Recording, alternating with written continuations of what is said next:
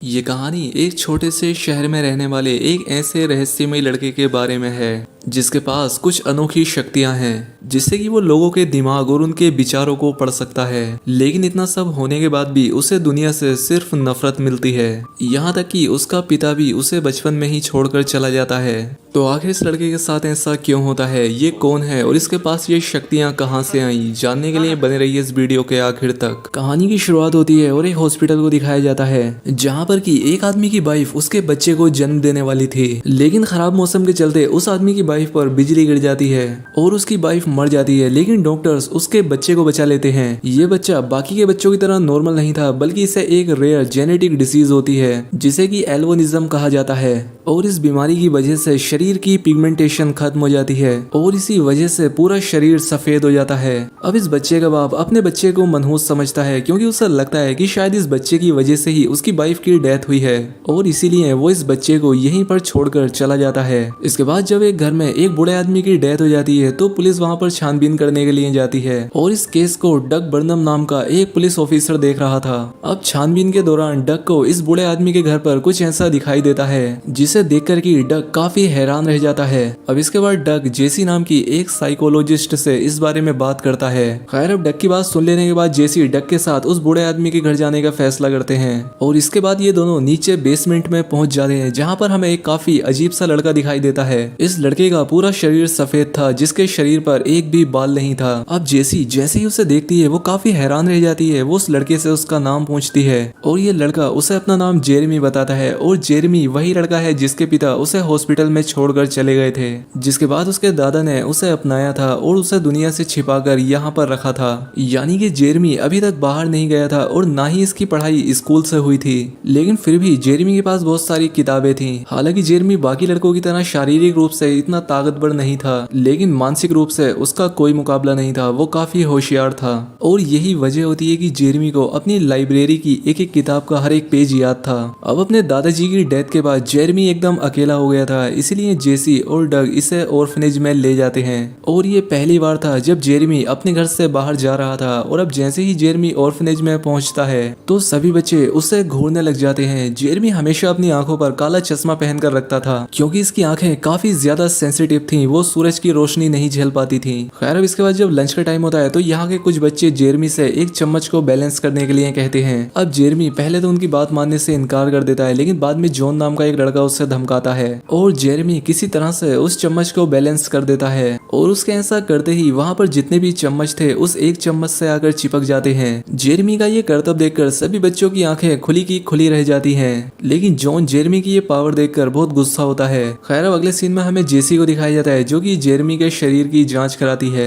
Checkup हो जाने के बाद डॉक्टर बताते हैं कि जेरेमी की बॉडी एकदम नॉर्मल है। अब क्योंकि जेरेमी हमेशा चश्मा लगाता था इसीलिए जेसी उसके लिए लेंस ऑर्डर कर देती है। साथ ही जेसी इसका एडमिशन भी एक अच्छे से स्कूल में करा देती है जिससे कि जेरेमी पढ़ लिख सके। खैर अब इसके बाद जेरेमी अपने स्कूल में फिजिक्स की क्लास में बैठा होता है और डोनाल्ड नाम का टीचर इन्हें बिजली के बारे में पढ़ाता है। इसी क्लास में लिंडसी नाम की एक लड़की भी थी जो कि काफी गौर से जेरेमी को देख रही थी। अब इसी दौरान उनका टीचर डोनाल्ड एक इलेक्ट्रिसिटी मॉडल पर एक एक्सपेरिमेंट करता है जिसमें से कि बिजली निकलना शुरू हो जाती है और बिजली को देखते ही जेरेमी की पूरी बॉडी कांपने लगती है और धीरे धीरे ये बिजली इतना ज्यादा बढ़ जाती है कि जेरेमी के पास आ जाती है। और बिजली को आता देख ऐसा लग रहा था जैसे जेरेमी इसे अपनी तरफ खींच रहा है। ये देखकर डोनाल्ड बिजली को तुरंत बंद करता है और जेरेमी को हॉस्पिटल लेकर जाता है। और जब डॉक्टर जेरेमी का चेकअप करते हैं तो वो पाते हैं कि इतने बड़े शॉक के बाद भी जेरेमी को कोई भी चोट नहीं आई है और ना ही उसे कोई जख्म हुआ है। यहाँ हॉस्पिटल में डग भी आ जाता है। यहाँ पर डोनाल्ड उसे बताता है कि जेरेमी ने बिजली को अपनी तरफ अट्रैक्ट कर लिया था और शायद यही वजह है कि जेरेमी की बॉडी पर एक भी बाल नहीं है। ये बात सुनकर डग जेरेमी से मिलने के लिए जाता है, लेकिन जेरेमी कमरे से भाग जाता है और अकेला सड़क पर जा रहा होता है कि तभी जेरेमी की रास्ते में लिंडसी से मुलाकात होती है। जेरेमी इससे रेलवे लाइन का पता पूछता है और अकेला ही रेलवे ट्रैक से अपने घर के लिए निकल जाता है। लेकिन तभी रास्ते में डग उसके सामने आ जाता है और जेरेमी से घर चलने के लिए कहता है। पहले तो जेरेमी डग से मना करता है, लेकिन डग के काफी जिद करने के बाद वो उसके साथ चला जाता है। यहाँ पर उसे एक कमरे में ले जाया जाता है जहाँ पर कि बहुत सारे लोग होते हैं। यहाँ पर एक आदमी जेरेमी को बताता है कि जेरेमी तुम्हारा IQ इस दुनिया में सबसे ज्यादा है, तो तुम बताओ कि ये तुमने बुक से सीखा है या कहीं और से। जिस पर जेरेमी उसे बताता है कि मैं रेडियो या टीवी के पास नहीं जा सकता क्योंकि ऐसा करने से वो खराब हो जाते हैं। खैर अब इसके बाद जेरमी अपने घर जाने के लिए कहता है, जिस पर ये लोग उसे बताते हैं कि बैंक ने तुम्हारे घर को सीज कर दिया है। ये बात सुनकर जेरमी यहाँ से चला जाता है। खैर अब इसके बाद जेरमी का स्कूल एक एक्टिविटी प्लान करता है जिसमें कि वहाँ के शेरिफ भी शामिल थे, लेकिन जेरमी इससे भी खुश नहीं होता और वो अकेला ही जाकर बैठ जाता है। यहाँ पर वो डक को बताता है कि वो जब भी बिजली को कड़कड़ाते हुए देखता है तो लगता है कि शायद वो बिजली मेरी तरफ आ रही है और यही वजह थी कि उसकी माँ भी बिजली की वजह से ही मरी थी। खैर अब अगले दिन डंकन एक हिरन को मार देता है और इस बात को किसी से भी बताने के लिए मना कर देता है। यहाँ पर जेरमी भी होता है और वो उस हिरन को मरा हुआ देखकर काफी दुखी हो जाता है।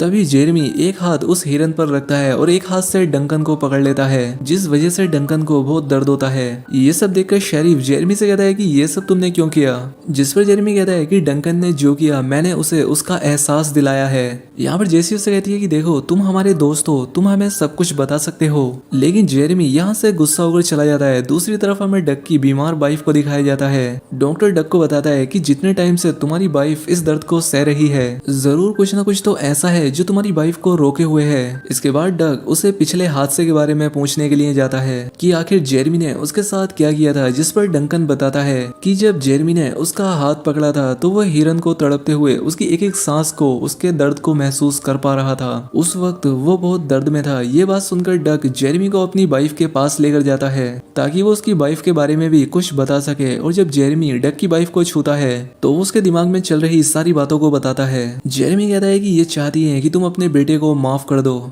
और दूसरा ये कि वो अपनी शादी की अंगूठी को पहनना चाहती है जो कि काफी सालों पहले खो चुकी थी। ये बात सुनने के बाद डक अपनी वाइफ को अंगूठी पहनाता है, जिसके बाद उसकी वाइफ की डेथ हो जाती है। अपनी माँ की डेथ के बारे में सुनने के बाद उसका बेटा उससे मिलने के लिए आता है और डग अपने बेटे को देखकर उससे गले लगा लेता है। ये सब जेरमी देख रहा होता है और इमोशनल होकर रोने लग जाता है। खैर अगले सीन में हमें जेरमी और लिंडसे एक पार्क में बैठे हुए नजर आते हैं। जेरमी यहाँ पर सभी के मन की बात बता रहा होता है। वो कहता है कि यहाँ पर सभी लोगों का सोचना ये है कि वो सबसे अलग हैं, लेकिन ऐसा नहीं है, वो सब हर एक चीज से जुड़े हुए हैं। लेकिन ये उसकी सारी बातें लिंडसी के समझ में नहीं आ रही थी। तब यहाँ पर जेरमी और लिंडसे हाथ मिलाते हैं और लिंडसे जेरमी की शुरू से लेकर आखिर तक की सारी कहानी उसके दर्द को महसूस कर पाती है कि कैसे उसके पिता ने उसे अकेला छोड़ दिया था। जेरमी के साथ भी जो कुछ हुआ था वो उसे सब याद था और ये सब फिर से सोचकर वो बहुत दुखी हो जाता है। वो लिंडसे से अपना हाथ छुड़ा लेता है और उससे पूछता है कि क्या मैं तुम्हें बुरा लगता हूँ, जिस पर लिंडसे उससे कहती है कि आज तक मैं जितने भी लोगों से मिली हूँ उनमें तुम मुझे सबसे अच्छे लगे। और ये बात कहकर लिंडसे जेरमी के बहुत करीब आ जाती है और उसे होठों पर किस करती है। लिंडसे को किस करते हुए उसके पिता देख लेते हैं और इन दोनों के पास आकर जेरमी को मारना शुरू कर देते हैं और लिंडसे से दूर रहने के लिए कहते हैं। इसी बीच यहाँ पर जेसी आ जाती है और जेरमी को लिंडसे के पिता से बचा लेती है। इस हादसे के बाद जेरमी और भी ज्यादा दुखी हो गया था, इसलिए वो अपना सामान लेकर अपने घर जाने लगा था, लेकिन वो घर भी नहीं जा पाता।